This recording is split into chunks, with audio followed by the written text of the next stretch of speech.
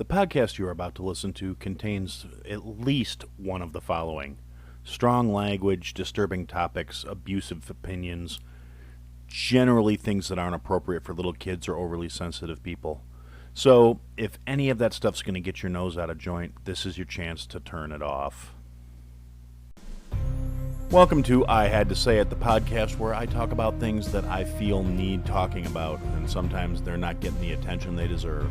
And your feelings, they're not under consideration. Hey everybody, welcome to another episode of I Had to Say It. Joining me today is Jim from the Film Rage podcast. I've run the ad a couple times. I've endorsed it. I wholeheartedly endorse it. It's a great program. Say hi. Hey, how you doing? I'm doing well. Thank you for coming on today. And let's see. I'm sorry, brain fart. Why don't you tell everybody a little bit about the show? Well, our podcast is called Film Rage, and we're focused specifically on finding films that are brand new, released to cinema as our ultimate goal. If we were in a perfect world and things were coming out fast and furious, we would try and get to like between 3 and 5 movies a week so that we can actually review them first and then bring to you, the listeners, the loyal listeners, the lovers of film, that this is what you should and shouldn't see. Because we haven't been living in a world of stuff coming into cinemas, then we've been throwing a lot of stuff from streaming services. So it's new releases. And then, we have a few different segments where we do like to do some things like shit talk about directors and actors. And also we have a section where we like to just get our rage out for the week. So it's a lovely thing. It's therapeutic. I was gonna say, it's therapeutic. Plus, that way I can go in forearmed into certain things before I spend money to watch them. Because I'm cheap and I don't like to be disappointed. Well, or at least to be prepared to be disappointed. Yes, exactly. Well, and that's ultimately why we wanted to do it. And we have loyal listeners that like they sit more in my camp, or they'll sit in Bryce's camp, who are the main host. But now Murray's taking over a bigger host role, so Murray's now we're more of a threesome, or a three-way, as we'd like to say. And so Murray's very much the everyman. His favorite movies are action movies and superhero movies, and those are Bryce's and my least favorite movies. So, yeah, no, Murray is definitely your everyday Joe. Yep, absolutely. And there's been a few times where he's just like, "Yeah, I didn't want to watch that." I'm just like. We're gonna have one of these coming out this week, because there's one I just said I refuse to see it because I already know I hate it. So there's no way I'm gonna go pay my $15 in cinemas to see this movie. Yeah, I've had a few of those where I'm just like, yep, nope. Maybe when it's streaming somewhere for free, maybe. I do, and I have a few actors and that I have that exact response where I'm just like, hard pass. That's gonna be a no for me. That's actually why we created our lists. If you go to our website, I think we have a pretty robust website. So if it's filmrageyyc.com, and if you go to our website and check out the lists page, we have a mesmerized list, which means that if the actor or actress is in the movie, or other, I guess, non-specific, is in the movie, then they are going to take over the whole screen. Then we have what we call the undoubted list, which means that if this person puts out a movie, it's going to be great, and you should see it no matter what. We also have the flip of that, the doubted. So people like David Spade or John Travolta or Denise Richards or Gerard Butler or Demi Moore, that it's probably not going to be a good movie. And then we have a new list that was formed not that long ago called the repulsive list, which is basically the reverse of the mesmerized list, that if they're on the screen, they repulse us in every single way. Yeah. I've been trying to come up with a good mesmerize off Nice. that Well, I if can you can submit to find you one, guys. And it's tough because we're well, trying to problem is get a lot people of my off now. knowledge of movies is not like new stuff, so it's a lot harder for me to go. Let's see. Here's something that they probably haven't heard of before. Like I've got one of these days I'll get around to doing here's my dares for you guys. I just have to remember basically because I've got a couple movies that are so god awful that if I ever hear somebody pull it out of the bag, I'm gonna laugh and laugh and just be like, they hate me now. Well, that's part of what we love. It just is making each other hate each other. So Well, it's a that's joyous good then. thing. I'm looking forward to that day because Yeah. we've had a few times where people are trying to be nice to us by giving us movies that are not good, and it's made Bryce even angrier. Like that's not the point. That's not the point of this. We're supposed to hate this movie, and Yeah. there's a surprise coming up. So we had Bryce put a rule in place. I don't know how many years ago. It seems like when we first started, because there was the Life of David Gale, which stars. Oh God, my mind is shutting off. But there's a um, uh, Kevin Spacey's in it, and Kevin Spacey to me is mesmerizing, even though he may be not the greatest person of all time. But when he acts, he's pretty amazing. And Yeah. because he was in that movie, Bryce said, because to him that's the worst movie that's ever been made. So we have this rule now: if the worst movie that's ever been made, and there's someone in that movie, they're not allowed to be on it. So Christopher Walken is in my movie that I consider the worst movie ever made. But I'm doing a release right here with you now, Aaron. I have literally just seen the worst movie ever made. And so we are Really? now going to be able to add, this is a surprise. So if people listen to your show and then they listen to ours, they're getting a surprise here that none of the rest of the Film Rage knows, is that Christopher Walken will be going on the mesmerized list, and we'll be able to, as Bryce says, take a whole bunch of people off our list because we can have a mesmerize off, and Christopher Walken wins almost every time. Yeah. I love Christopher Walken, so I don't know anybody who doesn't. I've never met I anybody. got nothing. Yeah, no, it's like, remember we talked earlier before we started recording, is a reason why you would think someone was completely deplorable and doesn't deserve to walk the face of the earth. They actually said, you know what, that Christopher Walken guy, I don't think he's a good actor. It's like, No. What? And he's like, I'm gonna need you to look that way real quick. Yeah. He's like, oh, come with me. I want to take you on a trip to the mountains. I'd like to introduce you to my friend, Mr. Crevice. What? Shut up and just take it like a man or whatever you are. Breathe out slowly and relax. This will be over soon. But yeah, love me some Walken. But yeah, like I've oddly enough, years and years ago, back in like 98 to like 2000, I used to manage a little mom and pop video store. What? Oh yeah. It was late teens, early 20s. I just started out as a clerk, and then, like I said, it was a mom and pop place, so like the owners had day jobs and other stuff, and I made some less than brilliant decisions about my life at the time. So I was like, yeah, I can run the store during the day, sure. And so I wound up managing this video store, and this is like right around the time DVDs started coming out, but the entire store was still VHS. So nice. And we had like new releases would come in on Tuesdays, and we also had dollar rentals on Tuesdays, and a large adult section in the back. The curtain, the magic curtain. Yeah, the beaded curtain. Yep. Love that. One of my favorite customers ever was this old guy. I mean, he had to be 75 or 70, 75, somewhere in that ballpark. And I thought I might be like highballing it because I was, a kid at the time. So I asked one of the other cashiers, I was like, how old do you think he is? And she's like, oh, he's got to be 70. He's as old as my dad, easy. And I was like, okay, good. So it's not just me. This old guy would come in every Tuesday and rent an adult film. Just one. For an hour.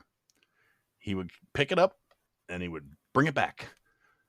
And I was just like, and he was, because the way the way our system worked, the tapes had a little call number on them. so they wouldn't have to bring the adult box up to the front to get the film. Right. Yeah, because all the films were behind the counter, so we didn't have like kids trying to steal them. Yep.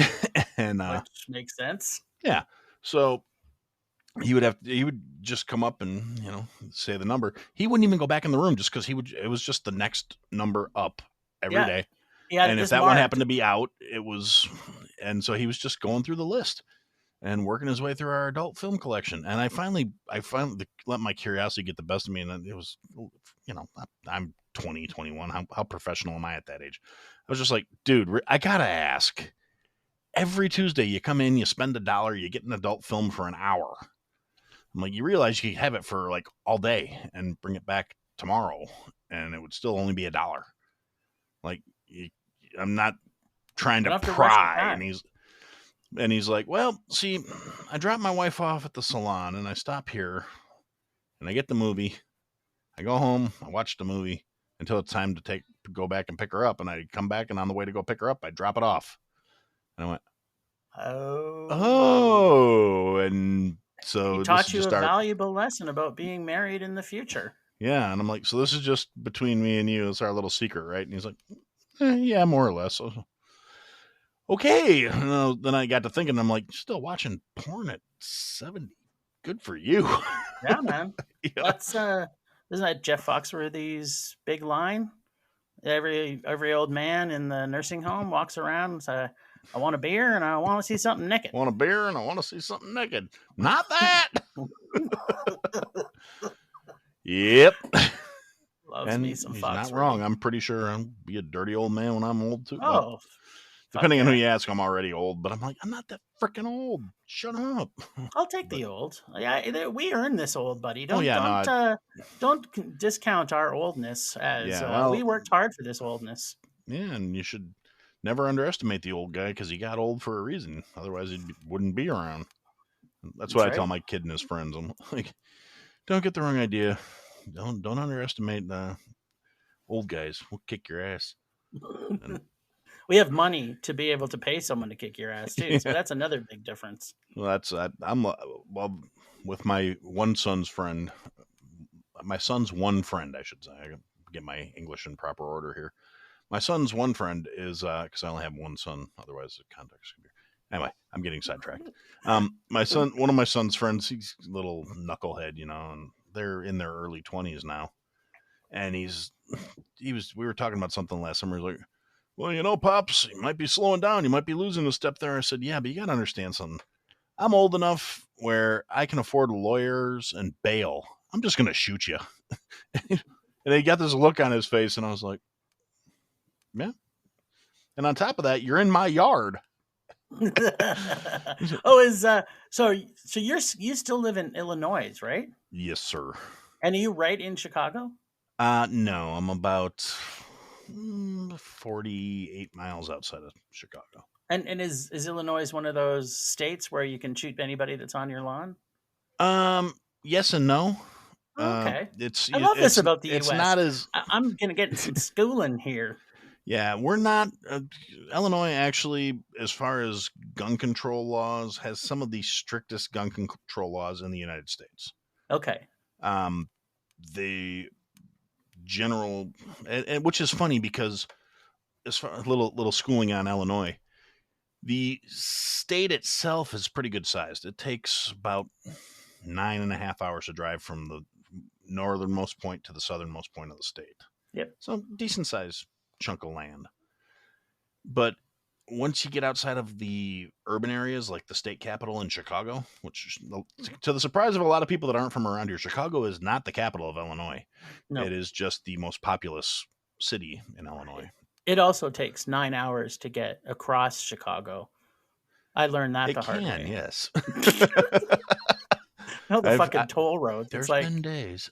It's like the first time I drove through Chicago, it was like, what the fuck are these things? Like I didn't even hear what a toll road was. And I'm driving through, and luckily I had like a roll of quarters or something like that, and it was like, and then, but it was funny. The very last toll I got to, and I was like, is this ever going to end? And I get to the very last toll, and I drove up to the guy, and I'm like, dude, do you take like credit card or debit card or whatever? And he's like, no, it's just cash. And I said, I got nothing. So I don't know what I'm going to fucking do. So I just drove past him. And I think I heard, you'll get a ticket in the mail. And I'm like, no, I won't, fucker, because I live in Canada.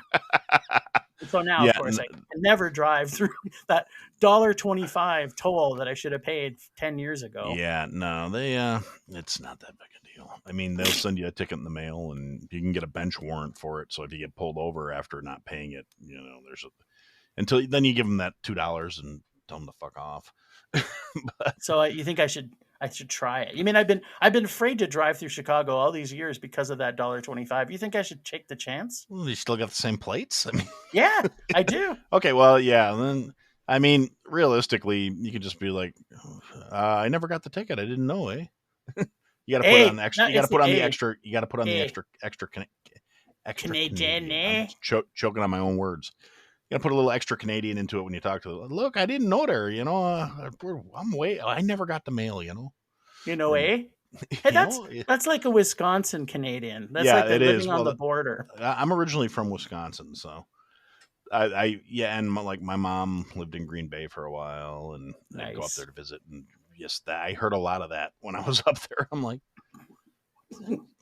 really? I'm always surprised about the level of accent differences across the US. We have it in Canada, obviously, too. But there's severe ones. Like East Coast of Canada, like the Newfoundlanders have a very distinct Newfie accent when they live in, by the sea, our Métis by the sea.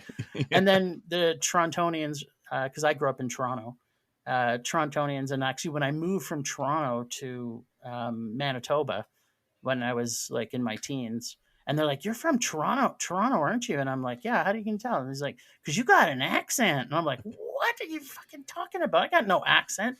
And you all got accents. Yeah, my favorite one was going to Florida for the first time. That was the best trip I think I'd ever had. Going to and I met this lady in I think it was the Tampa Aquarium. And she says, you're from Canada, aren't you? And I'm like, yeah. How could you tell? I said, how'd you tell that? And she says, I noticed it because you said a lot. Yeah, And I'm like, yeah. Well, I kind of knew you were from around here too. And she's like, you did not. And I'm like, yeah, of course, because you say yeah, And she's like, I do not, yeah, And then her friend goes, you just said yeah, again. And it was like probably one of the best experiences I ever had. The three of us were laughing for like 5 minutes about how fun. I was so Canadian and they were so Florida. It was so awesome. Yeah. Oh no, there's definitely some great ones. I have a part of my family is in like Louisiana, Texas area, and that is there's a whole nother creature. Oh yeah. They use words that don't actually exist. The Cajuns. The Cajuns that went south. Yep, the Cajuns, the one who got booted out of Canada and wound up in the swamp. Swamp people. Can you do? That's one of those things. I have a French last name, and people are like, you're French? And I'm like, well, we're disowned to French. Does that count? Sure, why not? Aren't most French disowned? Well, yeah. But pretty much. My theory is my ancestors didn't surrender for anything. They just kept getting kicked out. Got kicked out of France, got kicked out of Canada, wound up in the swamp somewhere. That's like the lowest level of French, right? It's like, you're the least French of all. We don't have baguettes. Well, actually, I could go for a baguette. I'm getting sidetracked. Shut up, croissant. La croissant. No, croissant. This is America, damn it. Croissant. Bacon, egg, and cheese croissant. Yeah, you Merkins are also funny. Yeah, we're special.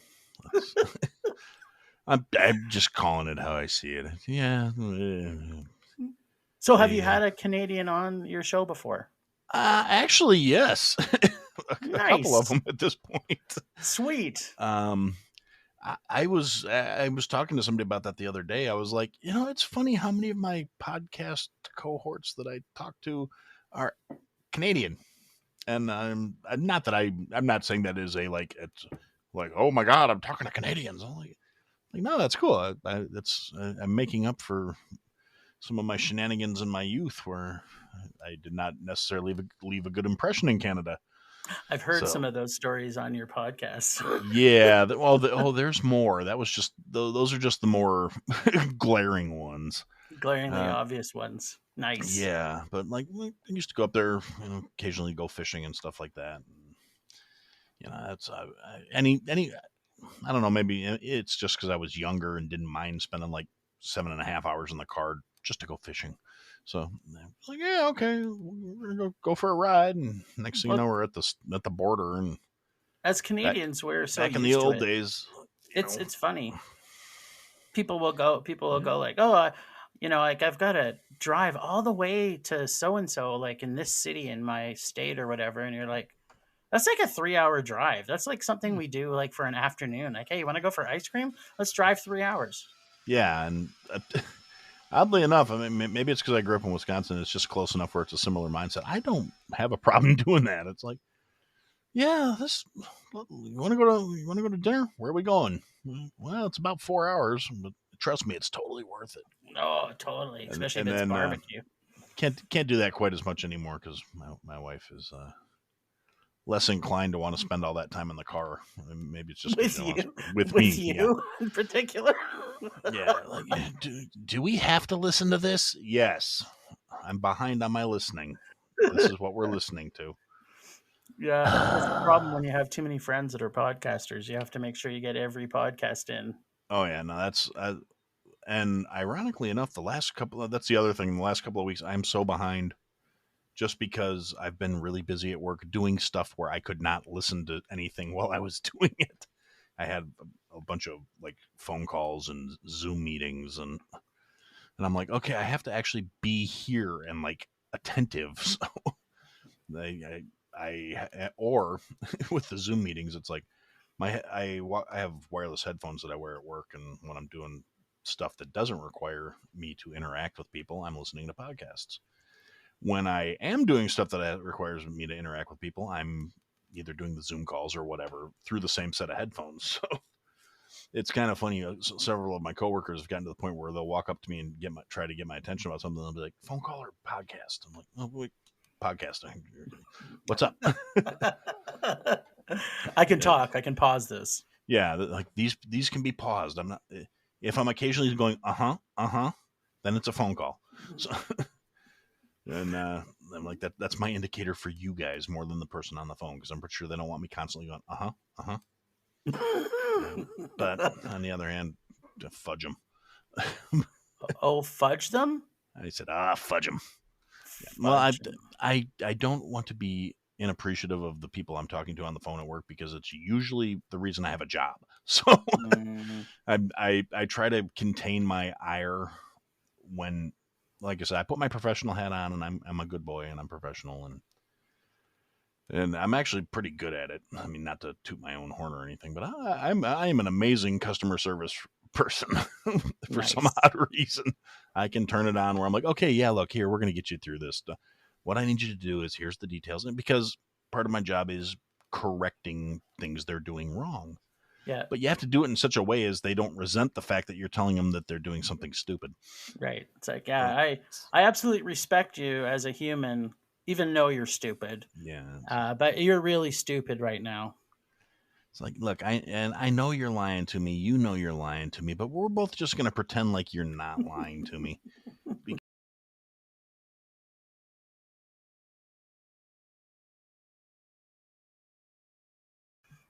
Yes, by Sorry, just accident I have derailed my also. own train of thought. You know what? It's Sunday. Who cares? That's true. It is definitely it's definitely a Sunday, and for whatever odd reason, I definitely got a case of the Sundays today, where I'm just like, everything, yeah, I'm cool. My wife's like, "You gonna do anything today?" I was like, "Yeah, I'm recording with this guy from Canada in a couple hours." She's like, "No, are you gonna do anything around the house?" Nope. No, I'm good, thanks. Love you, babe.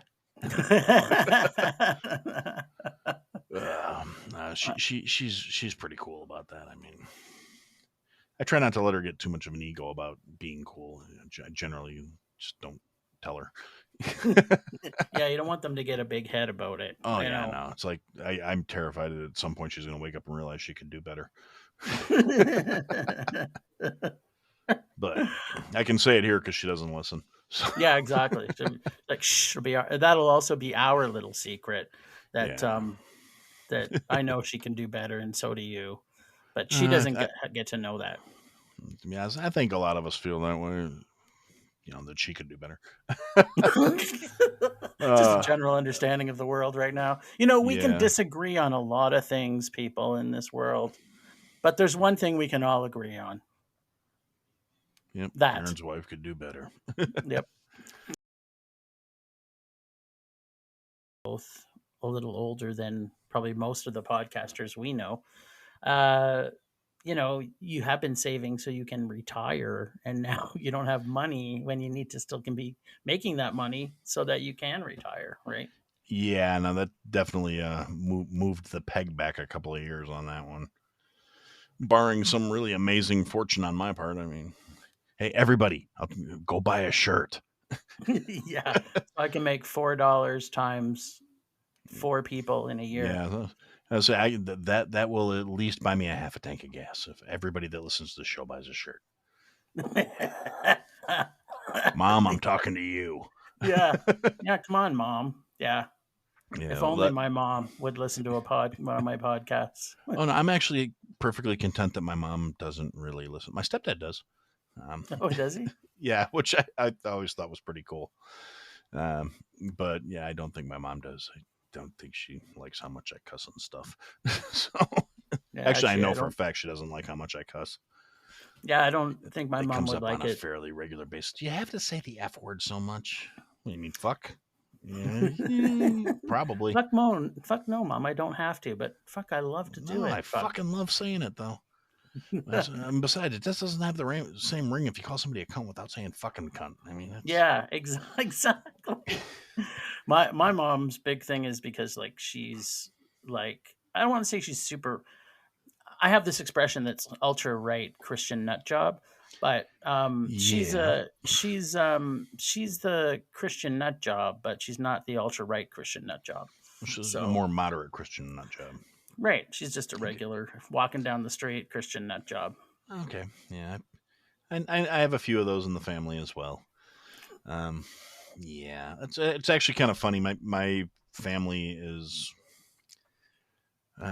pretty much the entire spectrum of humanity. I've got some like full on wackadoo, ultra woke, like super like Antifa left family, and then I got a couple on the other side of the family where I'm like, you know, I I don't know how you guys came out of the same tree because you got this chartreuse haired ultra liberal, you know, capitalism is theft, but taking everything from the people who earned it isn't theft person on this side of the family, and you are like that close to wearing a hood. And that's one thing I can honestly say. I don't think I got any of those in the family. Just if I do, they've had enough sense to not tell me. And not tell you, yeah, like Because that's I mean, I come from a long line of it's like people are people. They're either shitty or they're not. And then you get into the weird factions. And like I said, I got a couple of cousins that literally won't talk to me anymore. oh really? Other than like minor social stuff. They will not bring up anything political or religious, or I mean, it's basically sports and weather. Yeah. Well, even sports can get out of hand. Not so much in my family. None of us are that hardcore. Like like I even though I grew up in Wisconsin, my two favorite football teams are the 49ers and the Bears. So Okay. I'm pretty much they don't. It's like, but I'm not super invested anymore either. I Yeah. haven't been for years. My highest level of sporty is when I put the Spice Girls on. There you go. No, I'm actually a hockey fan, so Yes. Well, that I think all that is my Canadians agree preferred on. sport. So That's every Canadian can agree on that. They grew up watching Hockey Night in Canada on Saturday nights. Yeah, and that's okay with me. I'm like I said, Well, I you're a Northern American, right? yeah So the Northern American, actually the Nor'easters, I guess you would call them, yeah are the Canadian are the hockey fans, right? Because yeah the like the original six, for those of us as old as fuck, like you and me, that actually you only had one of six jerseys, and then it was like all went to hell when New York got a second team, and you're like, what the fuck is this? what is this shit? What is this shit? And then they get the third team, and it's like, Yeah, but you know what? let's just get Toronto has the market on actually having one fucking team and having a population that's almost like the population of Ontario is almost the same population as New York State. and yet they have one team because they say no way, we want all the money. That's why you no. got This is it. This is our team. We don't need to this is disperse Ontario this. team. And then, of course, Yeah, we got Ottawa. So, but you can't be anywhere near Toronto, right? Like Toronto, it's like you couldn't have a Hamilton team. It's like there's no way, even though it could be supported easily. yeah, but nope. All the eggs in that one basket. That sounds good. Yeah. Well, think of how like when they were the worst team for like 50 straight years, and that they still had a monopoly where you couldn't get tickets. I have a funny story about that. So in my old job, I've recently retired from my old job, by the way. That's how old I am. And Well, congratulations, thank you. you made it And out. as a surprise, our VP was hired from Toronto, as we like to say, and he came out and he was like, "Oh man, I'm so pumped! I got tickets for the Flames." And this is when nobody used to go to the Flames games because they were so awful. And he's like, "I came as a reward," and he was going to give these Flames tickets away. And he thought he had won the lottery because he could actually get them because he came from Toronto. And in Toronto, it's like you could never get tickets, never for No, anything, like not even nosebleed seats. And so he comes out, he's going to give them away, and everyone's like, "No, we'll pass." And he's like, "What?" I'm good, thanks. Yeah, I was like, "Yeah, no, that's okay." Now, if you had tickets for us to see the Leafs and a flight to Toronto, we'd go. That might be a little harder to pull. Yeah, Yeah, I exactly. actually I got to go see a Blackhawks game a few weeks, well, a couple months ago now. Uh, Nice. because of I got the tickets from work, so I was like, and they were nice. They're like first section right above the ice, center ice. I was like, these are great seats. I'll have to remember the next time it comes up because we've got the company has two set of season tickets, so Nice. it's just kind of like who wants to go. And my boss asked me when we were having a late hours meeting at the tavern up the road, and we were talking about something, and I was like, Quote "Yeah, unquote meeting. oh yeah, no, it was work related. We, we Mm-hmm. we talked about work, Mm-hmm. but yeah, we somehow got on the subject, and I was like, well, if you ever got tickets and you're not going to use them, let me know. I like Blackhawks hockey, and he was like, oh yeah, I got them for next Thursday. You want to go? I was like, hell yeah, I want to go. And then I always want to go. Just remember that. yeah, Always. the only problem was it was such short notice. I had a really hard time running down somebody to go with me. I'm like, I got 2 tickets. My wife doesn't like crowds, so she was like hard pass. And I was like, she's like, I'm not that big a hockey fan, and I hate crowds. So yeah, no, I'm good. Pass. And then I called my kid up, and he's like, yeah, I no, I can't. I'm like, okay. And I just could not, I could not find anybody. So I wound up going by myself, and like some random guy winds up coming over. Hey, anybody sitting here? No, go ahead. He's like, these are great seats. I'm like, yeah, where are yours? Yeah, you're like, yeah, someone's coming in a few minets Yeah, because I don't want to well, sit I beside you. I was Yeah. just it was nice to have a set of ribs to stick my elbow when something cool happened. That's true. Or Yeah. or the now, okay, so growing up, I take it you've grown up outside of Chicago your whole life. More or less. When I lived in Wisconsin, it was like literally right on the state line. So it was actually about the same distance from Chicago as I am now, just north Oh, instead of okay. south. Yeah, yeah, yeah. Um, because I'm originally from Kenosha, which is the place that was in the news a couple of years ago for Yep. being on fire. Yeah, that Yep. one. So, yeah, I've been in the Chicago metro area my entire life, more or less. Yeah. I And were mean, you always a Blackhawks fan? yes, that is one where I can say I liked watching the Admirals when I lived in Wisconsin, just because you can always get Admirals tickets. Yeah. But my go to team has always been the Blackhawks, though. So that's always been mine too, actually, even growing up in Toronto. So you couldn't, coming from a family of three boys, you couldn't cheer for the same team that your dad chose, right? So my dad was a Leafs fan, and I was a Blackhawks fan. My oldest brother was a Bruins fan, and my middle brother was a Habs fan. So it was like a shit show whenever they would all play together. There could be a lot of off the ice confrontations there. Yeah, well, come from a family of three boys, they're always fighting about something. Well, yeah, that's true. One of my brothers is a Red Wings fan.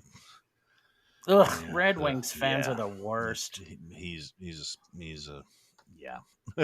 See, we don't even you don't even have to explain it. It's like us Blackhawks fans understand. Yeah. Yeah. But that's okay. He doesn't listen either. Exactly, because he's a Red Wings fan. Yeah, no, he knows where we stand. That's fine. But I mean, he's still my brother. But we just don't. He's only so much of a brother, Yeah, I mean, I suppose I would save him if he was drowning, but but not if he was wearing it. It depends if he had a jersey on. He had a jersey on. Just take it off. Just take it off, and I'll save you. I'll throw the rope in. It's caught. It's caught on a. I'm sorry. I just can't do it. Nope.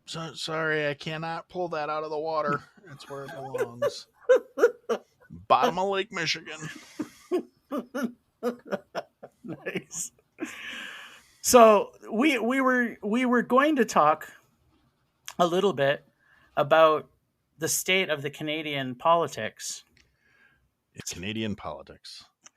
So it just like everywhere, apparently now that our state has probably fallen a little bit away from the viewpoint of the rest of the world because of other things happening, which we can or cannot talk about, I guess.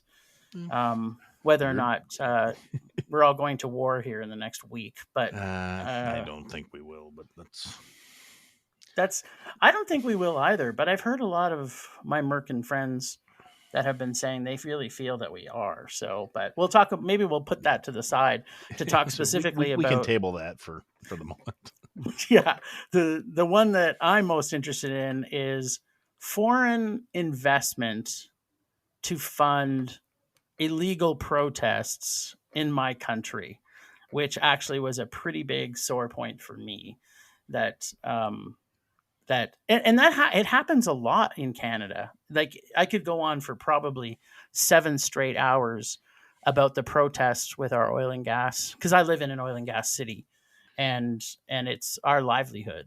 And we would have things that were protested, and you would follow the funds back, and they're all coming from large corporations in the U.S. So I would be like, okay, so why aren't these people protesting the pipelines that they're building in the U.S.? Oh, that's right, because they're paid to protest in my country. And the biggest complaint I had about the whole protest, other than the fact that they were stopping me from getting my Amazon things that I really needed, like cream corn and spinach from the US, was the fact that they were being significantly funded by another country. Now, it could be my best friends that happen to be south of me, but there's no way that another country should be funding another country's protests. That's my biggest complaint. Yeah, I can completely understand, and realistically, I do agree with that point. I think I've been kind of rehashing some of the stuff I was looking at, and I don't think I made myself clear enough. But this is I confession, you're the first person to hear me say this. the last few episodes have been really kind of rushed because I've been allowing myself to get sidetracked, and it's like, oh shit, it's Monday night. I got to record something real quick. And so I've been kind of like, oh shit, what's going on right now? Topical.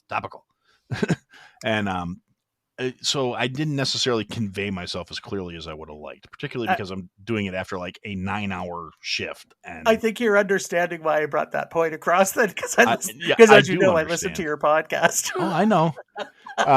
So I'm going to clarify something, because I did kind of look back on things, and I'm going, I'm not going to just take it down because I stand by my I said what I said.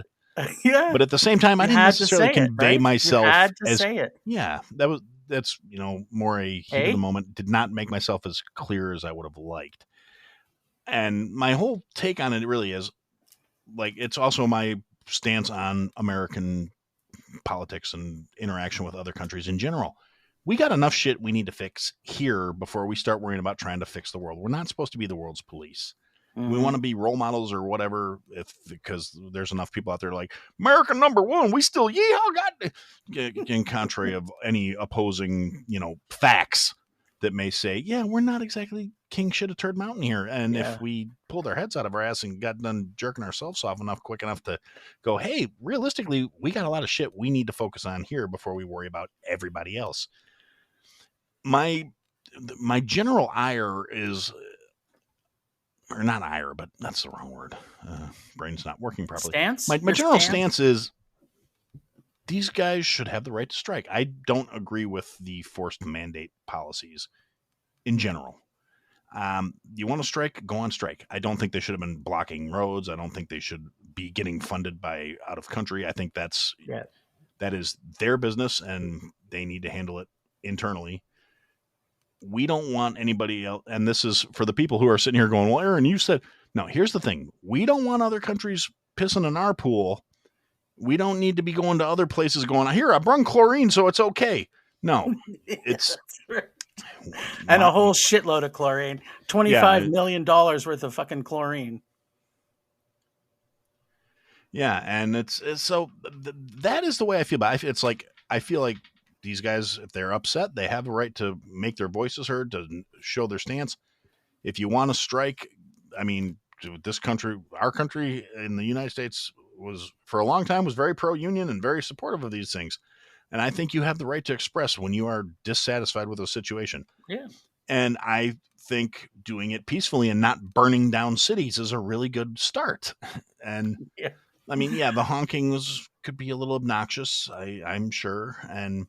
But I still think it's better than torching somebody's home.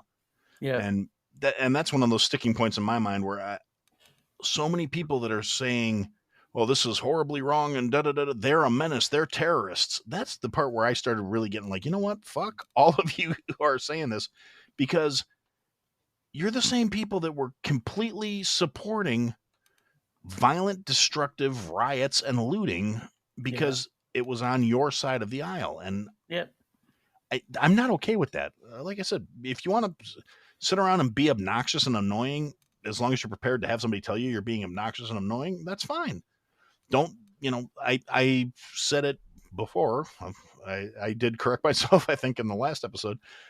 I had a problem with the people that were swarming the highways and stopping people from getting to work when it was 2 years ago during the BLM riots and shit. And I refused to call them peaceful protests, because when they were showing burning cities on the news and saying it's a mostly peaceful protest, in contradiction to what was literally right behind the reporter.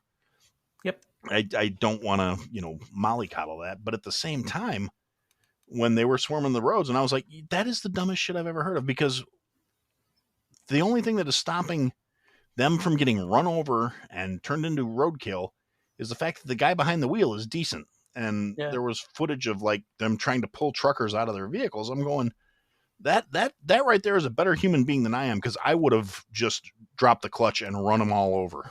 And then I was afraid for my life. Sue me. Yeah. And well, so I would be kind of hypocritical of me to go, no, it's okay that they're blocking the roads with their trucks because they're doing something I agree with. I agree with opposing mandates. I mean, despite the fact that regardless of where I stand personally, I'm not an anti-vaxxer. I'm just anti-authoritarian. But they should not have been blocking the roads with their trucks. They should have been Yeah. off on side roads, in parking lots. You want to shut down and not work, you're still going to have the exact same impact on the country, because you are literally the ones that are supposed to be hauling all this shit. You're still going to be cutting off all the deliveries by not driving.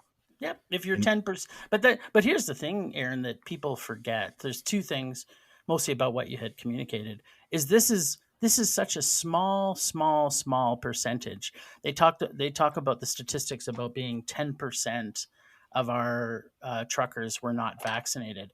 It wasn't 10% of the truckers that were in Ottawa or in Manitoba or in Alberta that were at the borders and things like that. If you add up the number of people, it was probably 1% of 10% that were actually there. So and the news outlets, also to your point, it's evil what news does to try and get a point across, to get people riled up. When you see stuff that's like, my wife is so detailed on these things. She'll watch the news and they'll be like, and this is what's happening right now in Ottawa. And we're looking at the thing. She says, that's the exact same clip they used 2 weeks ago. And, we're looking at live footage from the person, and you're seeing a completely different picture that's on the screen. And so, the news is not doing anybody favors. And, the fact that I'm 100% supportive of anybody that wants to protest. Like, get a flag, get a sign, get whatever you want. Do it from 9 to 5 when people don't get disrupted. When you start lighting fires in the middle of the street and have your kids dance naked around them as you burn your masks and let your farts off, it's not cool, because people are trying to go to sleep and try and live their lives. Like, and you'll have other people that argue on the other side of it, was they need to not be able to sleep because this has to stop.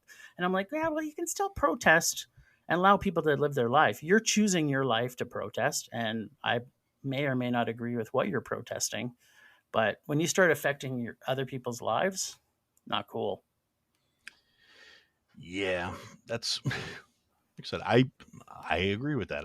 Like I said, I completely support the idea of you should be able to protest if you don't agree with what's going on, but how you do it matters as much as anything else. Yes, agreed. Yeah. And And that's like, here's another one though, the news, right? When they say this is a complete race thing now, when there's one person in the with the protesters that's wearing a Nazi flag, and yep, and then they try to make everybody think that all the people there, like, it's like they're trying to turn people against these people because they're putting fake news on. Sorry, I'm stealing a line from my friends from the Merkins. The fake news that they're posting up there, that that this is not cool.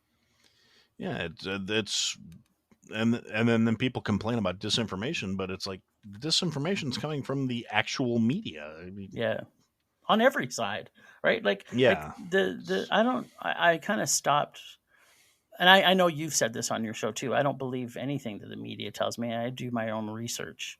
So, yep, and the ones that get me the worst is, to your point about your family, I don't have a lot of actually living family that's left. So most of mine are friends, and I have like a very spectrum rich group of friends that are like far left and far right. And I don't agree, when they start posting stuff, like the ones that are like, yeah, support these truckers protesting, and then they're sitting in their comfortable home, in their $1 million house, saying, yeah, I support you, go and do that. It's like, okay, well, so how much do you support them?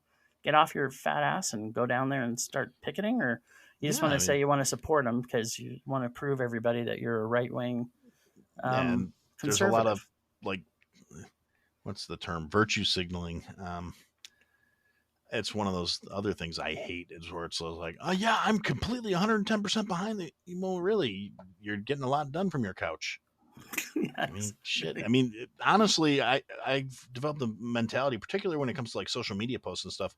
Yeah. If I see somebody that's really vehemently like, oh yeah, this is the way it is, and this is what, left, right, I don't care. I mean, you don't see a lot of centrist people that are just like very outspoken about stuff because those are the people that just want to be left alone to live their lives. Yeah, I think most of us that are like that, right? It's like we can see there's maybe I'm just not incentivized enough because it's not having a direct impact on me to go Yeah. either way. Like if it was having a direct impact on me and my family, then I probably would be standing in line doing the picket Oh yeah. because I needed things to change. And that's one of the great things that we live in a democracy is that people have opinions and they're going to fight for the things just like with your vote, right?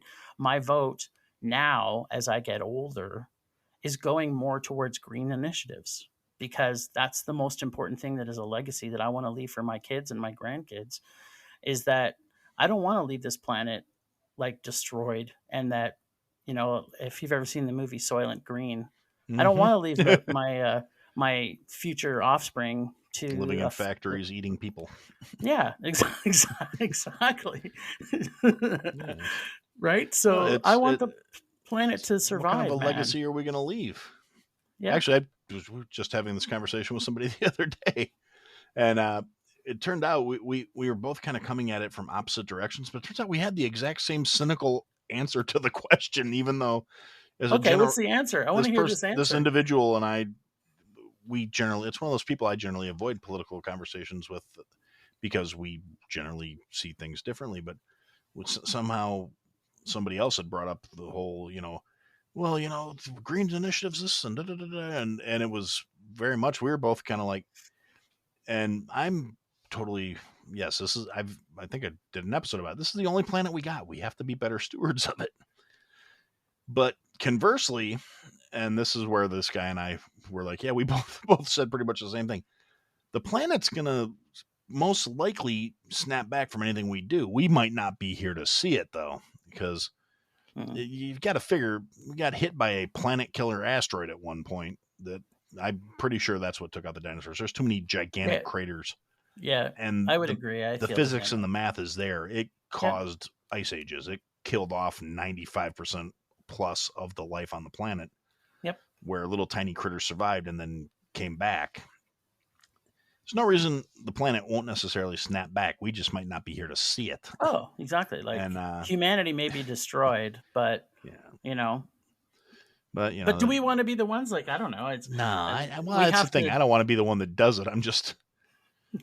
That's just kind of the way I was looking at it. I was just like, well, yeah, I would like to have my grandkids grow up in a nice world instead of not being around to grow up. But,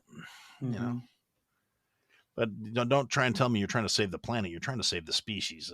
There's a significant difference. The planet will get on without us just fine. Oh, yeah. Probably better. Yeah. Well, unless you believe what's happening in the Eternals. Because then there's a giant. We're just batteries for the Eternals. Yeah, no, there's going to be a celestial coming out any minute now, and I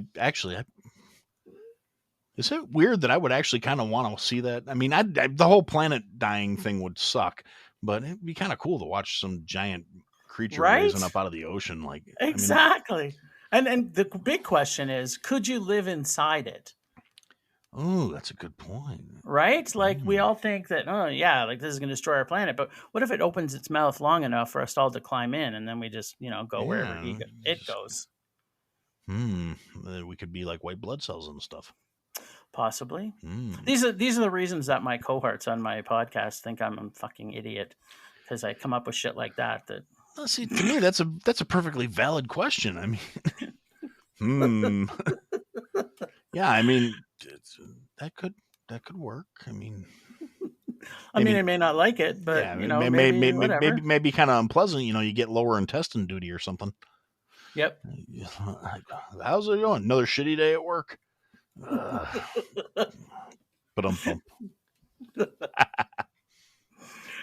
Nice. Oh Lord. But yeah, no, I do. I mean, I try to be, as eco-conscious as I can be, and I support reasonable measures. There are a lot of around here I've noticed. I mean, again, this is, my local focus is my backyard as far as the way I look at it, because like most of us are that way.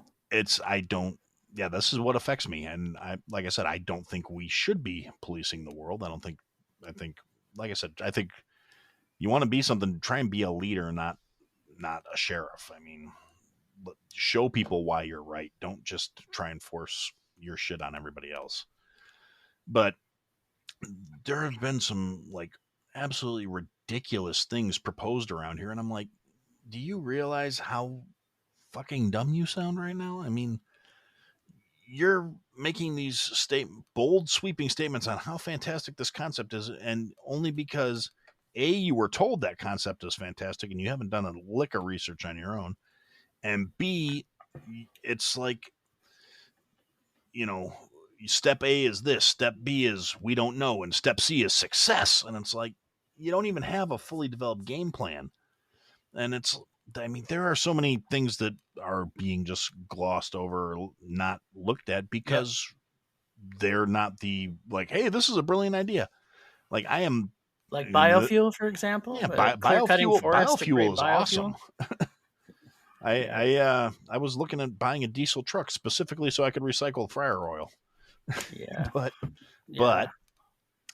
conversely, like people are like, well, you say you're for the planet, but how come you're so opposed to electric cars? I'm like, well, let's think about this. Where does electricity come from? How is it stored? Do you understand how chemical batteries work? Because a chemical battery is only good for a certain amount of time, and then it becomes toxic waste. So every Tesla you see driving around at some point is going to put that much poison back in the ground. Yep. And There's a huge, I guess I know exactly what you're saying. It's like when people say, well, we can't put up windmills because they cause more deaths to birds, right? It's there is solutions, better solutions. There's a documentary that came up, and for the life of me, I can't remember it now, but it's all about they looked at every single green initiative, and there's not one true green initiative that's out there right now. But there is things that are better than alternatives, which I think we have to start looking at to be able to get off of certain things. But the one that gets me is if you've seen the Bill Gates three-part documentary on Netflix about inside the mind of Bill Gates, and some of the things that he's doing to save the planet for a bunch of different things. And I just think to myself, Jesus. And you know, I know exactly what that one is, and I can't even be mad about it. It's because that thing is friggin' possessed. That's awesome. We have a Roomba. Oh yeah. And it a couple weeks ago, it has just started randomly turning itself on. Nice. Like my wife and I will both be sitting on the couch minding our own business, and all of a sudden it just comes strolling into the living room. And like, satanic coverage via vacuum. Yeah, well, that's what I get for buying one from a friggin' auction site, I guess. Evil. The evil monkey's paw of vacuum cleaners. That's right. It's one more finger that's just bent down. But what I was going to say about Bill Gates is he's created this science for nuclear energy. And it's just like, okay, like, you know, he's got it to a point where they're almost ready. And it's just like, yeah, but, you know, we ran out of money. And I'm kind of like, why is the rest of the world not taking him seriously? You know what I mean? Like, there's things like this where you can actually have clean nuclear energy, and we're not throwing a shit ton of money at it so that it can 98% of it's already finished, and they just can't get that last little bit figured out because there, you know, are other industries that are actively trying to stop it.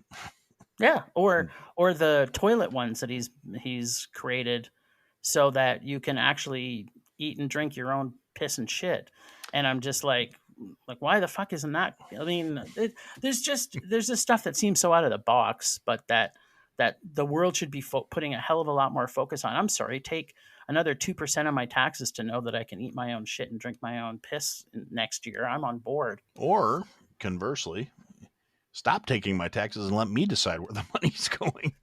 Well, there's positive pace on that, but as you and I both know, the majority of our population are complete idiots, and they would spend their money on bingo and liquor instead of actually doing things that actually make a positive difference. It's not going to be the corporations that actually clean up our planet. It's going to be governments, and it's unfortunate. I don't believe in big government, but I think that certain certain measures that governments have to put forward to force us to go in certain directions, I think just have to be done. Yeah, I mean, I'm obviously, you listen to me, I'm very much, particularly with my current government, I have a lot of issues with them. No, I do. I, With mine too. I get oddly it. enough, I have a lot of issues with yours too. Yes, a lot of them are very similar issues. I mean, Yeah. and oddly enough, I used to joke about it when I was a kid. Well, early 20s, whatever. When I was a kid, because that's a kid. Damn it. But Yeah. when I used to be sitting around bullshitting with my friends and we would talk about stuff, and it's like, no, I could fix everything. I've got it figured out. I just don't have enough people to believe it. And and and I kind of do. I mean, I'm like, I know exactly how I would fix the system to make it where it was useful. And a lot of people are like, well, what do you know? What makes you so guaranteed about it? And I'm like, well, for starters, I would not try and pretend like it was anything other than what it was. I'm going to take over and be the absolute ruler for about 3 years, and then somebody's going to shoot me. I'm completely aware of how this is going to play out. But the changes I put in place, people will be there, because I figure 3 years is long enough for people to go, hey, this is working. And then go, all right, well, yeah, we killed him Then because he was maybe you a won't get dick. shot. But realistically, some of the stuff he put in place was right. And some of it will be wrong, and some of it deliberately so, because they have to have things where they can tear that down so they can say, yeah, we shot him for a reason. Look at all the shit we got rid of. But these things were okay. Yeah. I mean, that happens a lot in history. Some things come along that are fantastic out of really terrible things, like Volkswagens. Yep. But I mean, I'm just saying, I mean, yep. There's a whole lot of corporations that don't like to think about anything from like 1936 to about 1947. So, yes. Just saying. Yeah. Well, and even go back prior to that, when the actual, like, people always talk about, oh man, Hitler was like the worst person that ever walked the planet, but they didn't realize that the U.S. was studying eugenics well before Hitler even was running around. So yeah, no. If you look at it, you could go back, a couple hundred years, and people were still going, well, none of them can breed. That is bad. Yes. You can only breed in controlled circumstances. Go fight that bear. Here's a stick. It's we have a long and storied history of being kind of awful, but yeah, like I said, my whole theory of fixing things is building a government that was at least in part designed to fail deliberately, so the people that made it fail could feel better about themselves for keeping the parts that were good. Yeah. And I think I've heard you say this too, and I 100% wholeheartedly believe it, because at least in your country, you can't have a president that's more than 2 terms. We can have the dipshit we have in power for eternity. And it's like the fact that when you have professional politicians, it doesn't do benefit to anybody, because their whole sole interest is to get revoted. It's not to actually make positive change with all the things not there that to are do shitty anything in our other country. than to keep their jobs, and we've all worked with somebody who's like that, who's only there to keep their job, and they are fucking worthless. And if you don't want to work with somebody like that, why do you want them making the decisions that impact your life? Yeah. I don't get it. I mean, I like to think, we're better than that, but apparently, and you get so many people that are, oh, well, that's the way it's always been. Well, it doesn't mean it has to stay like that, for fuck's sakes. Yeah. But you know what?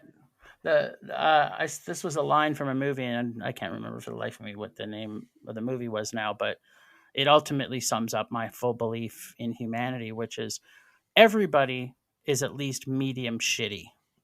So it's like, when you think that everybody is at least medium shitty, that means there's a lot of other people that are more than medium shitty.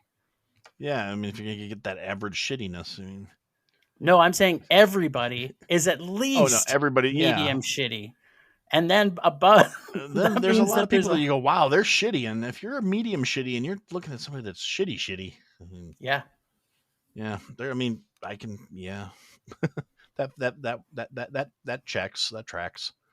There's a lot of just walking fucking. Yeah. How were you not a blowjob type people out there? And yeah. Well, and I know you and I could probably talk about taxation for probably 7 years on we could start a podcast about taxation. So we could start a show. specifically around that. But Just call it, "Are you fucking kidding me?" or something. yeah, but my true belief is I think people like, well, I shouldn't say people, Canadians in general. This is a bit of a big misconception that people have. That there's a huge difference between Canadians and Americans because they say, oh well, Canadians are Americans light, and there's a huge difference in us because number one, we didn't have to fight anybody for our sovereignty. So that's the first thing that is very different between us. And the second part of it is we are basically socialist. And which people, we have a lot of the similar things in common, but we have a basis, our entire basis for our belief system is socialized Medicare. So every Canadian you talk to, you may be talking to the most right-wing person on the planet, but I can guarantee, except maybe in a trailer with Donald Trump, not release their belief, the fact that they don't believe in socialized Medicare, because we all believe in it. Yeah, I got to be honest. That's one of the few things. If I had my druthers about it, I would be, completely like, okay, we're gonna have healthcare and make sure everybody is taken care of. I'd be okay with tax dollars going towards that. Right. So, But so my only this is my condition to point it, about tax I was dollars. gonna say, there's a caveat to that though, is you want, if you're gonna run on that platform, if that's gonna be your stance, you won't win. well, you won't win, but also I better not see a single little pork project stapled to any of that stuff. Yeah. Do you want to take my money for that? I'm okay with that. Do that. As soon as you say, yeah, we're going to pass this bill that provides healthcare, but we're also going to have X, Y, and Z tied into and that's one of those things that pisses me off because in America, these bills, before they get voted on, are available for the public to read. Yeah. Generally, not always. A lot of times they 11th hour shit and, oh yeah, by the way, we just gave you this 6,400 page proposition that you have to read for the votes tomorrow. Yeah, exactly. And there was a time where you couldn't do that, but unfortunately we've allowed the system to slide. I mean, I don't know who was on watch, but they were slacking off. But you can go out and look up the wording on bills and a lot of stuff. And another reason why I don't trust the media is I do that periodically. If I catch wind of something that I am interested in that's going up for a vote, like I locally and state politics, I get notifications about stuff that comes up because there's a government service that I signed up for that tells me when this shit comes up. And if it's something I'm interested in, I will sit down and read the bill to make sure that, like, wow, this is really good. This should pass. Or, wow, this is terrible. I'm going to call my elected officials and tell them that if they vote for this, I'm going to come to their office and hit them with the silly putty sledgehammer. Because, you can't threaten to actually hurt somebody, but you can't. Well, you can hurt somebody with silly putty. You just got to really work at it. Well, and the silly putty, the good thing about it is that you get a piece of their face when they come back. You get that imprint. That's right. But, unless you freeze it, but yeah, that's really bad. That's like microplastics killing the planet through water supply. Yeah, there's another one. Don't get me started on that one. Okay, so but what the point I was trying to make, specifically around taxation, is there's a lot of things that we as citizens of our countries that kind of all want. But I can almost guarantee that all the things, like if you went and surveyed everybody, and they often do this and say, these are the things that people are most interested in, right? In the poll, this is what everybody's interested in now. Green initiatives, safety, this, blah, blah, blah, policing, blah, blah, whatever the list is. But fundamentally, a lot of people are going to have a very similar amount of beliefs. They want to be able to live somewhere. They want to be able to afford to eat. They want to be able to be taken care of if they have to go to the hospital. They want this, they want this, they want this. But because all of our professional politicians don't have the same interests that you and I walking down the street have, because they're usually ultra rich and they don't pay taxes. Well, and they're taken care of. They don't pay for anything. Exactly. They don't really listen to people. And the problem is that you get everybody fighting between ourselves about what is best for our countries, that nothing's going to change because they don't actually do the things that need to be done. And maybe to your point is run Aaron for president. And by the way, I still have to go and order my shirt on that one. But Well, that reminds me, if I you got to send you some of the new stickers too. nice.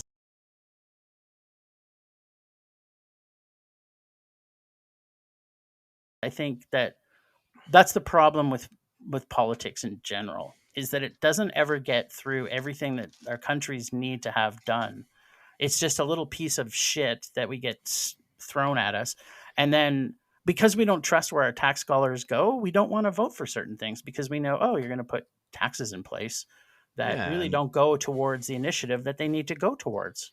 and they're not even going towards what you're telling us they're going towards. Well, exactly. No one trusts them, right? So it's to your point, maybe a totalitarian state for a certain period of time that would be relinquished upon the completion of all the things that need to be done to make our countries better, before they're shot or before they're just replaced with another proper setting.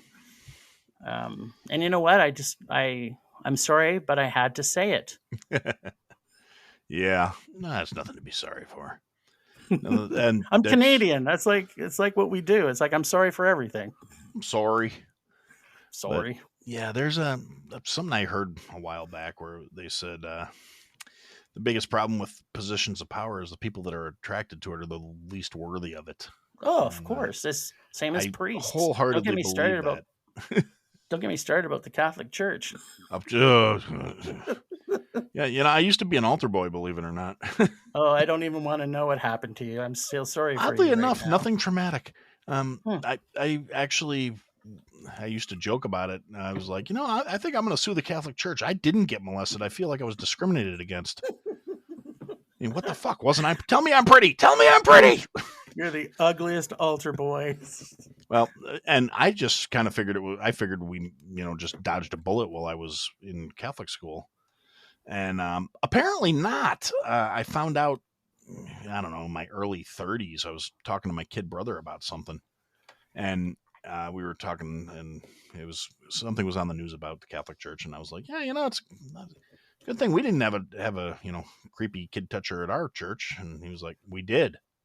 I'm like, say what? He was like, yeah, you didn't know? He was like, Father so-and-so, I can't even remember which priest it was. It was Father so-and-so was he was a kid toucher. He was a pee-pee toucher. I was like, I used to, altar boy with that guy like at least twice a month.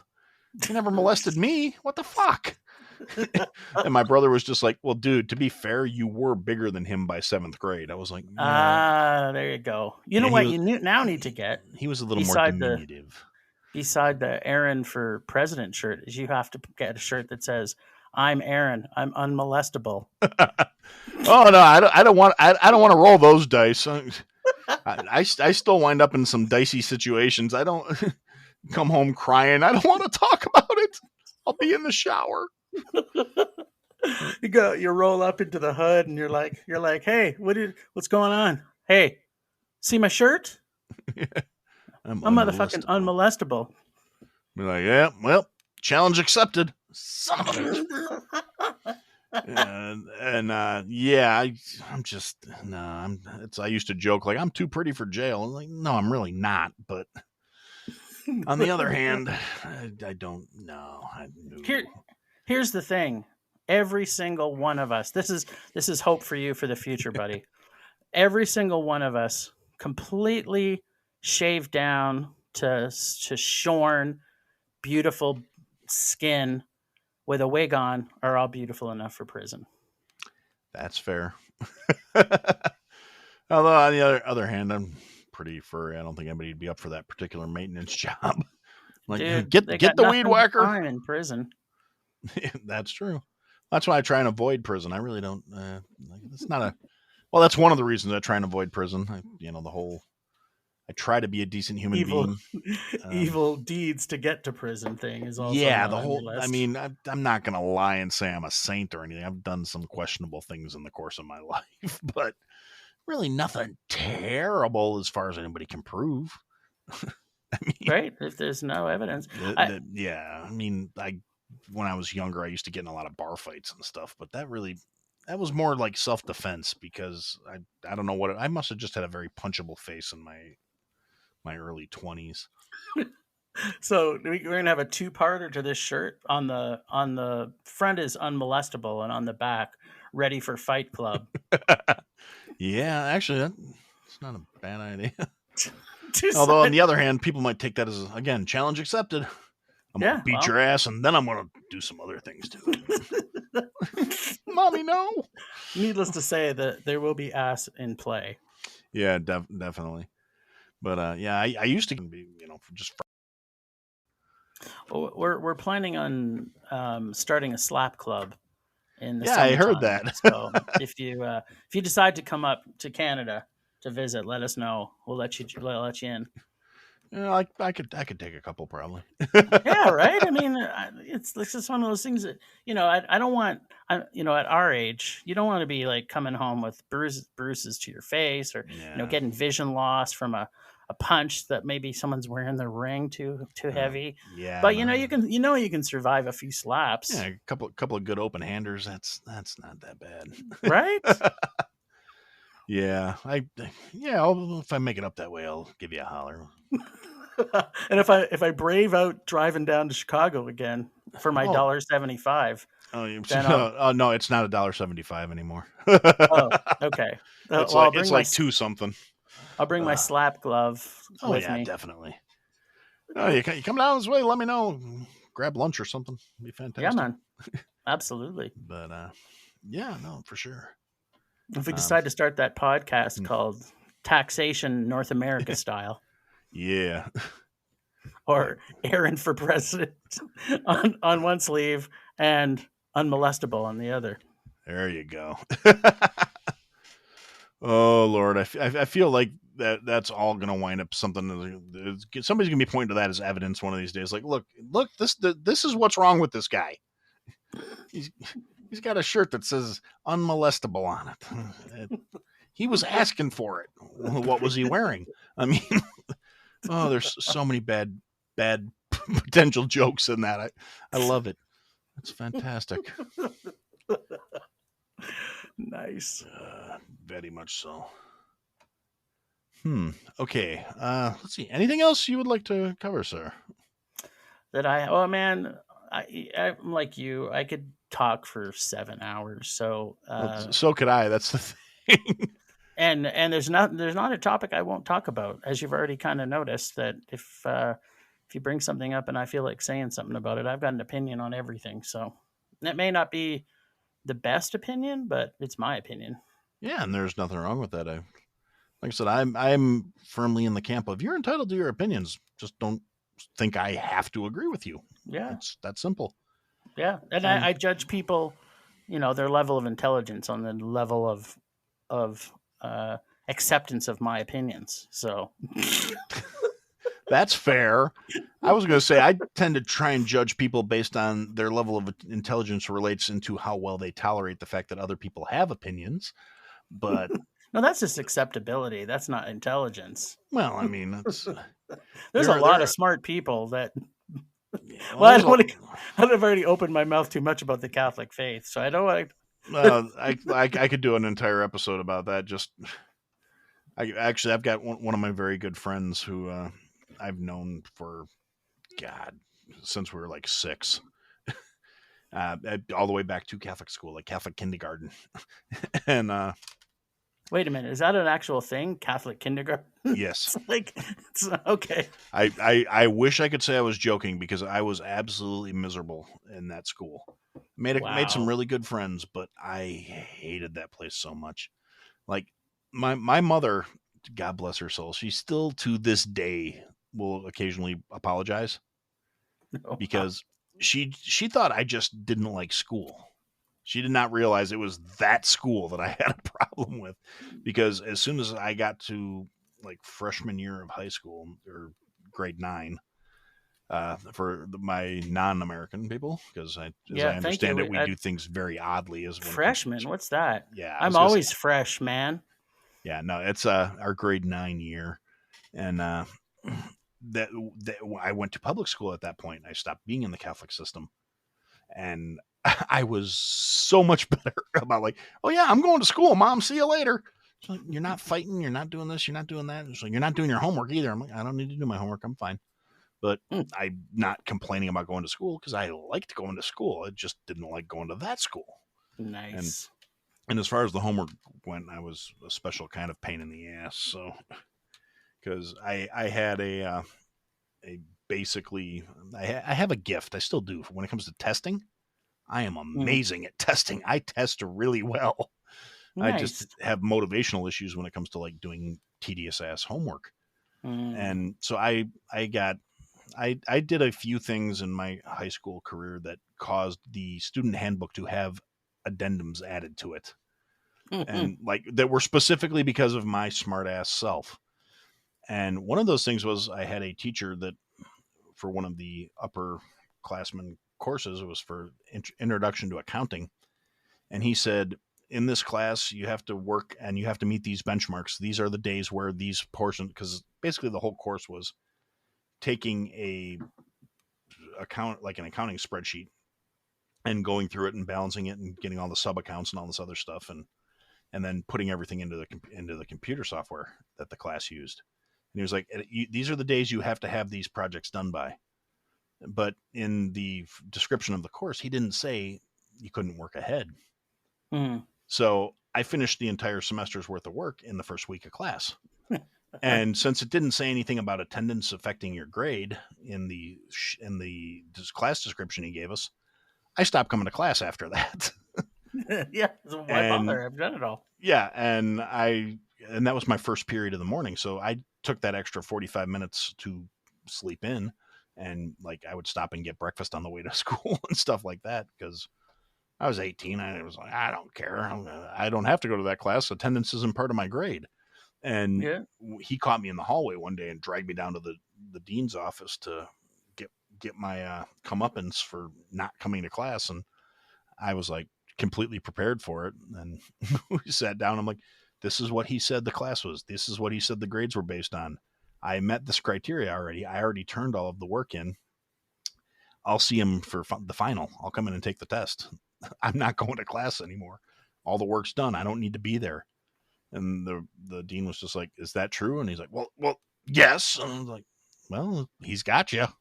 And they, Ta-da! son of a bitch. I was like, "Can he talk to me that way as a student?" And they're like, "Well, I'm like, I'm kidding. I don't care. He's right. I am a son of a bitch. If I was him, I'd be mad. I'd like, sorry, gotcha." And Ha-cha-cha-cha. yeah, I was that close to doing it too. Just doing the Jimmy Durante on my way out the door. Good night, Mrs. Calabash. And yeah, and other assorted shenanigans my friends and I got up to. Like we were the reason you couldn't distribute unauthorized flyers on the campus anymore, just due to some, I suppose you'd call it propaganda. We printed up, and Nice. we had a couple teachers that were just real dicks. I don't know how else to put it. Like one of the teachers got the janitor to lock all of the doors on one side of the building because we had an open campus for lunch Mhm. because they didn't have a big enough cafeteria the school was overfilled and they didn't have enough big Yeah. enough cafeteria to feed everybody. So their solution was, well, you got an hour for lunch. If depending on which period you're in, you can leave campus. You can go to the local McDonald's or Taco Bell or whatever. Yeah. And the problem was a lot of us would cut it a little too close getting back to class so we could be there in time for passing time to go to our classes. So we would go in the other doors on the building, and this one teacher convinced the janitor to lock all the doors except for the ones right by the cafeteria. So and that was on the opposite side from the parking lot. So Oh no. we would have to get to the parking lot, run around the building to go to the other side to get into the school. And we were not okay with that. And we found out which teacher it was, and a couple of my family members happened to work for the school district, so I had the employee phone book. So we published the guy's address, phone number, email address, and made flyers and put them on everybody's car and said, "Are you tired of running around the building when lunch is over? This is who you need to talk to." And we distributed it to every student in the place. And Nice. subsequently told we were no longer allowed to hand out flyers on the premises without getting them approved by the school first. See, like- even in high school, you had to say it. Oh, indeed. I had a big mouth and I had to be heard. And yeah, I mean, that's the one thing. I may have become more refined over the years, but I'm still pretty much the same guy. I mean, not a Yeah. lot of people are like, I'll run into them after many, many years and like, oh, you've changed. They're just like, damn, you got big. And I can't argue that either. They're not wrong. You say, yeah, I'm still just like you, medium shitty. Yes, medium shitty. I think I may have to put that on a mug or something. Yeah. What are you drinking? Medium shitty. No, that's your name then. What are you doing? What are you drinking? Medium shitty. Yeah, I don't think I could take that one to work. Well, actually, I might be able to get away That's with it. probably not. So we'll give you a chance. Just want to plug your socials and all that good stuff. And Yeah, for sure. So you can find us anywhere on social media at Film Rage YYC. You can find us on our fantastic website, which I love, which has everything you ever wanted to know but were afraid to ask, at filmrageyyc.com. And you can send us emails to filmragecalgary@gmail.com. And yeah, that's us. awesome, excellent. Well, And- thank you for joining me tonight. And Yeah. this Oh, was I should fun. say one thing, though. Oh, okay. That the opinions of me are not necessarily the opinions of Film Rage. Yes, that's I have one to thing. put that disclaimer in there because Yeah. my opinions may not be the same as the rest of the crew. So Yes, the views and opinions expressed in this podcast are strictly those of the people who are stating them. And if you don't like it, you're more than welcome to take a flying fuck. So that's right. that being said, thank you for joining me tonight, sir. And that's what we had to say. Thanks for listening to another episode of I Had to Say It. If you liked what you heard, leave a review, give us a follow, give me some feedback. And if you didn't like what you heard, leave a review, give me a follow, give me some feedback. I'll try and fix it. Check us out on all the social media platforms at I Had to Say It Podcast is the trigger for all that stuff, for the search term. And if you want, check out the website, www.ihadtosayitpodcast.com. There's links to people that have been involved with the program, things I've talked about. There are some links available for some merch that we're working on, and there are ways to contact us there as well. And thanks for listening, and I look forward to talking to you again soon.